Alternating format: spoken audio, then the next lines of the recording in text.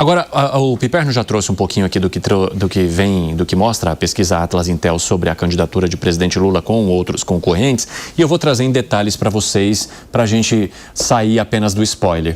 Nessa intenção de voto para presidente da República no primeiro turno, o nome de Lula aparece aqui com 48,4% das intenções de voto. Flávio Bolsonaro vem em segundo com 28%, Tarcísio de Freitas com 11%, Renan Santos, do novo partido Missão, também integrante do MBL, 2,9%, Ronaldo Caiado com 2,9%, 1,7% para Ratinho, Romeu Zema também com 1,7%, Aldo Rebelo, que se coloca aí pelo DC, 1%, aqueles que não escolheriam nenhum representam 2,1% e quem não sabe ou não respondeu, 0,3%. Piperno, o que isso aqui indica para você em relação à competitividade de Flávio Bolsonaro, inclusive numa possibilidade de segundo turno? Repetindo o resultado de um outro instituto, ele aparece bem à frente do governador Tarcísio, mas muito à frente.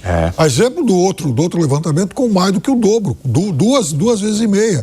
Ou seja, o eleitor bolsonarista, ele é fiel ao sobrenome Bolsonaro. Então, para mim, não existe mais essa coisa do... E mantém essa porcentagem que é bem do eleitor bolsonarista, que é em torno de 25% a 30% hoje do eleitorado no país, né? Essa história de ter ou não um Bolsonaro na urna eletrônica, para mim, é jogo jogado. Ele vai ser candidato. Não tem... Assim, do ponto de vista da estratégia política, eu, se fosse alguém do clã Bolsonaro, mas não abriria mão de jeito nenhum do capital político em favor de outro nome. Então, está muito claro quem é que tem mais chance. É ele. E o presidente Lula teve no primeiro turno, em 2022, 48,3%. Fala, Lucas. Não, eu concordo, eu vejo muito... Tô olhando pra cá porque eu tô vendo Pode, não tem problema. Mas eu vejo muito fracasso da direita brasileira analisando os resultados dessa pesquisa. Veja, o Flávio Bolsonaro, ele tem uma grande votação, né? Tem, mas por um cara que é filho de um ex-presidente da República, que tem uma popularidade grande ainda, deveria ser um pouco mais, né? Mas você não acha que a gente precisa levar em consideração que aqui a gente tem uma pulverização desses votos também? Porque nós colocamos na mesma pesquisa Tarcísio, Caiado, Ratinho, Romeu Zema, todos esses votos aqui, de alguma forma, ou pelo menos todos não, porque a gente falar todos seria um erro, mas boa parte desses votos migraria para Flávio Bolsonaro se não houvesse esses competidores também à disposição. Mas o Lula ainda ganha no segundo turno. Por isso que mostra um fracasso da Mesmo com todos os elementos que você colocou, o Lula ainda ganharia no segundo turno, é o que todas as pesquisas mostram. Então, como eu disse, mostra o fracasso do bolsonarismo, que vem diminuindo, e mostra, novamente, o fracasso dos governadores, que não conseguiram se firmar nacionalmente e estão sendo superados por um outsider que está aparecendo aí. Vamos dar uma olhada em mais uma estimativa, aí eu vou te ouvir, Alangani. Pode rodar a tela aqui pra gente, por favor. Nesse caso aqui, o primeiro turno, num cenário com Flávio Bolsonaro, e aí a gente tira o Tarcísio de Freitas. Reparem que ele não aparece na tela. Aí, olha que interessante, os votos não migraram totalmente para Flávio Bolsonaro, porque se fosse assim, era para ele estar com 39%. Nesse caso, ele vai de 28% para 35%. Ronaldo Caiado cresce um pouco mais, vai para 4,3%, assim como o Renan Santos do Missão, que tem um aumento de cerca de 1 ponto ali, vai para 3,4%. Ratinho também absorve um pouco e vai para 2,8%, assim como Romeu Zema. Então, há uma pulverização de votos, nem tudo vai para Flávio Bolsonaro e o Lula se mantém com os seus 48%. Alangani. É bem interessante essa pesquisa, porque mostra que uma parte do eleitor do Tarcísio de Freitas é um eleitor de direita, mas oposicionista à família Bolsonaro. Tanto é que pulverizou, né? Vai para o Ronaldo Caiado. Pega muito centrista, né? O Ratinho Júnior. Lógico que majoritariamente ele vota ainda no clã ali do Jair Bolsonaro, né? Então a maior parte migrou para o Flávio Bolsonaro, mas não totalmente. E talvez esse seja justamente o grande desafio do Flávio Bolsonaro, mostrar que tem o DNA Bolsonaro, né? Mas que ele é um Bolsonaro mais light, que é o Bolsonaro mais aberto a um diálogo, justamente para conseguir captar os votos deste eleitorado de direita, mas de direita mais centro, né? E não de uma direita mais bolsonarista. Esse vai ser o grande desafio de Flávio Bolsonaro. Acabei de receber uma mensagem aqui do @sonhosfuturo. Tem gente tossindo muito por aí. Sou eu, Sonhos Futuro. Estou com a garganta meio seca hoje por conta de vários compromissos e gravações e acabei tossindo um pouquinho enquanto os nossos amigos falavam. Então espero que no meu sonho futuro eu não tenha tossido ou não traga tantas tosses assim para a nossa participação aqui no 3 em 1. Desculpa aí, gente. Obrigado, viu? É brincadeira. Piperno, como é que você avalia esse cenário aqui? Bom, em relação ao presidente Lula, não muda praticamente nada, né? Sobre os demais, veja, Tarcísio tem os seus votos diluídos, mas não de uma forma, enfim, proporcional. Flávio Bolsonaro acaba ficando com 2 de cada 3 votos desses 11% atribuídos a Tarcísio na amostragem anterior. Então, é aquilo, muito daquilo que Ronaldo Caiado disse, né? Ou seja, ele considera que não há fragmentação. Talvez ele não tenha usado aí a expressão correta e tal, né? Mas o que ele está querendo dizer é o seguinte: a fragmentação no primeiro turno não é exatamente tão importante, porque no segundo turno há uma tendência ao agrupamento de todas essas outras forças políticas contra o presidente Lula. Vamos dar uma olhada em mais uma tela aqui da pesquisa de intenção de voto da Atlas Intel. Nesse caso, tiramos o Flávio Bolsonaro e jogamos Tarcísio de Freitas. E vejam que a competitividade é menor. Flávio estava com 35, aqui Tarcísio aparece com 28, talvez para o desespero do mercado financeiro que viu na possibilidade da visita de Tarcísio de Freitas para Jair Bolsonaro um motivo de avaliação positiva que trouxe até um resultadozinho bom ali para a Bolsa nesta terça-feira. Mas se a gente olhar as pesquisas, não é o que pensa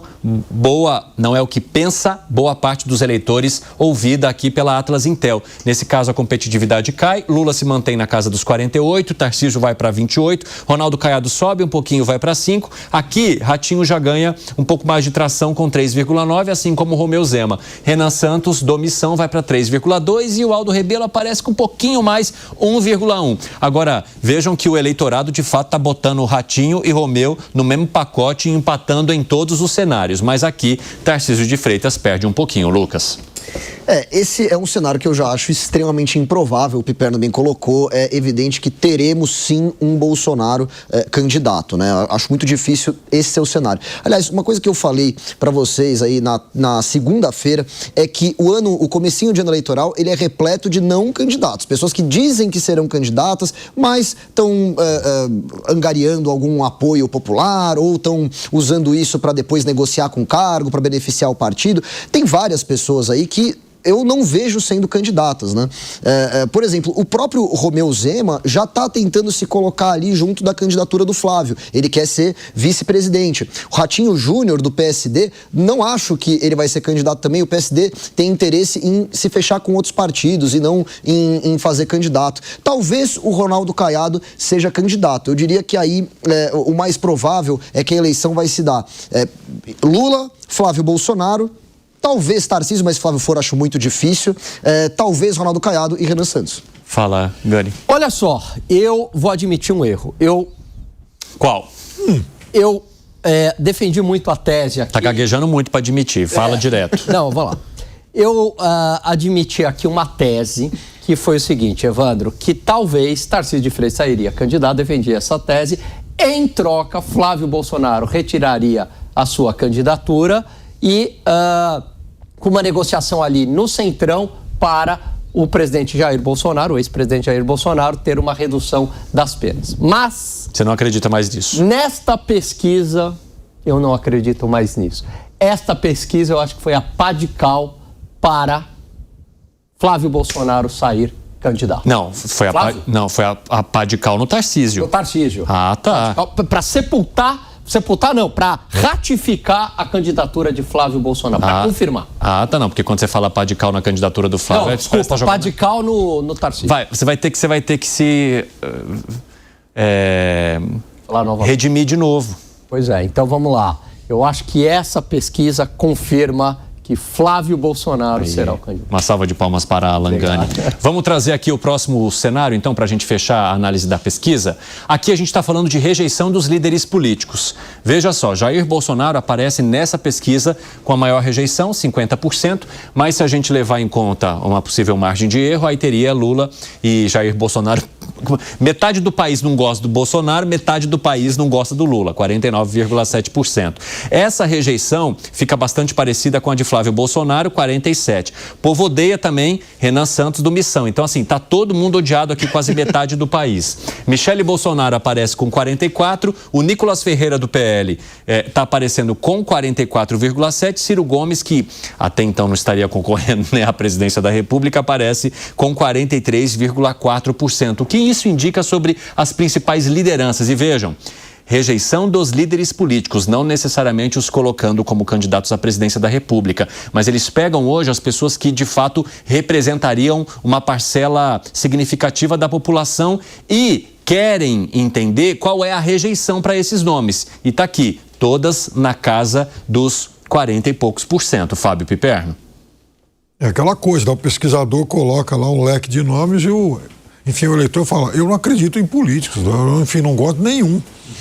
É muito por aí, o que é algo lamentável e preocupante. Mas é assim que o eleitor tem, de fato reagindo. O eleitor, ele está consolidando cada vez mais a ideia de que político nenhum vai fazer nada por ele. O que você acha, Lucas? Eu concordo com o que o Piperno falou. É interessante que, se colocar margem de erro, a gente está todo mundo empatado aí, né? Então é uma rejeição geral de lideranças políticas. Eu não sei como foi feita a pergunta, lembrando de olhar aqui de novo, eu não sei como foi feita a pergunta na hora da pesquisa, mas às vezes a pessoa vê liderança política e já é contra. Porque, por exemplo, as figuras, independentemente se elas são conhecidas ou não, elas têm uma altíssima rejeição. A gente viu que o Renan Santos, ele é muito desconhecido, mas aqui ele tem uma rejeição muito alta, muito parecida com a dos outros, né? Das outras lideranças.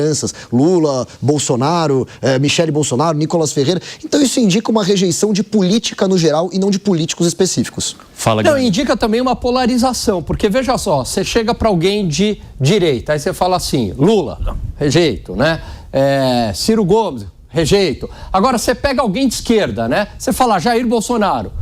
Evidentemente que vai rejeitar. Flávio Bolsonaro vai rejeitar. Renan Santos vai rejeitar. Michele vai rejeitar. Nicolas vai rejeitar. Então mostra também essa polarização e talvez também um outro fenômeno, né, do candidato antissistema, que hoje surge muito esse candidato tentando se vender como antissistema, e esses números mostram muito isso, pegando uma carona aqui no que o Lucas falou. Agora, meus amigos, eu gostaria que vocês trouxessem aquela segunda tela que mostra a competitividade de Flávio Bolsonaro contra o ex-presidente Lula, e aqui ele aparece com 35% a 48%, e tem um detalhe que há uma aposta aqui na campanha do PL, que é o fato de Flávio Bolsonaro não ter se apresentado ainda como candidato à presidência da República, o que faz as pessoas avaliarem o nome dele muito baseadas no que elas enxergam de Jair Bolsonaro. E aí, qual que é a estratégia de bastidor ali que a gente tem percebido dentro do PL? É mostrar o seguinte, que Flávio Bolsonaro, ele representa, sim, a família Bolsonaro, mas, digamos, consertando aquilo que não teria sido muito bem aceito durante a gestão de Jair Bolsonaro e trazendo uma moderação que pode colocar esse nome muito competitivo contra uma candidatura do presidente Lula, inclusive no segundo turno. Vocês entendem que essa estratégia se confirmaria, Lucas? O que você está... Mais ou menos, por quê? mais ou menos. Eu não sei se a moderação é o objetivo que a direita tem que mirar nas eleições desse ano. As pessoas estão muito revoltadas com a situação da segurança pública, com as questões do crime organizado, né, que dominou boa parte dos territórios brasileiros aí. E se eu fosse um candidato da direita que quer disputar a eleição, eu não apostaria tanto na moderação. Aliás, o próprio Jair Bolsonaro, ele não se alçou politicamente por ser um moderado. Ele se alçou politicamente com os absurdos que ele falava, né? Mas eu acho que pela maneira como esses integrantes mencionaram, não seria a moderação no sentido que a gente está acostumado a acompanhar com candidatos do Centrão, por exemplo, ou talvez o que faria um Tarcísio de Freitas. E eu ainda perguntei, mas ele seria então um Tarcísio de Freitas, repaginado, eles disseram não. As características da família Bolsonaro mantidas. A diferença é que a gente veria um Flávio Bolsonaro que ainda não foi assistido, não foi visto num debate eleitoral, trazendo mais argumentos, mantendo os elementos ideológicos, mas utilizando mais argumentos e reforçando essa figura dentro da família que ele sempre foi, que é uma figura entre todos ou na comparação com os irmãos, mais moderada e com uma capacidade maior de articulação, Lucas. Perfeito, Evandro, mas a gente já está vendo um Bolsonaro mais aguado, né? O próprio Flávio Bolsonaro já começou a falar, não, veja, meu pai sempre falou muito de pena de morte, mas eu não sou muito a favor, não, eu não gosto dessas coisas. Então ele está adotando um discurso que, com o perdão do termo, a direita talvez ache um pouco mais broxa, não seja exatamente o que o eleitor de direita quer ouvir. Fala, Gani, o que você acha? Uma visão um pouco diferente da do Lucas, que eu vejo que o Flávio Bolsonaro, ele não precisa comprovar que ele é um bolsonarista. Ele já tem isso no seu DNA, ele já tem isso no seu pedigree. Então, o grande desafio dele vai ser justamente mostrar uma certa moderação para conseguir atrair aquele eleitor que é de direita, mas crítico ao Jair Bolsonaro, que tem. Tem muita gente aí que é de direita, mas acabou votando nulo no segundo turno ou é bastante crítico ao Jair Bolsonaro. Eu vejo que ele vai bater duro, claro, concordo com o Lucas, vai bater duro em segurança pública, vai bater duro na economia, mas ele vai tentar trazer um pouco de um lado Tarcísio nele, né? Eu acho que justamente para conquistar mercado financeiro, conquistar o centrão e este eleitor de direita mais ao centro. Arremate, Piperno. Eu acho que não existe mais política soft. Lamento muito isso. Estou muito com o que o Lucas falou. Veja, no começo se dizia que o Flávio é o Bolsonaro que tomou vacina. Isso não vai sensibilizar mais ninguém. A experiência internacional e os resultados pelo mundo estão mostrando, eu insisto sempre nisso aqui, o definhamento dos partidos moderados, sejam eles à direita ou à esquerda. O caso da França é muito emblemático, porque lá o PS, a versão francesa do PT, ele praticamente morreu e virou um satélite do França Insubmissa. Lá o pessoal francês que virou o grandão. Isso tem se reproduzido quase que no mundo todo, ou pelo menos nas principais democracias. Toda hora a gente noticia isso, ascensão de partido extremista, radical e tal, né?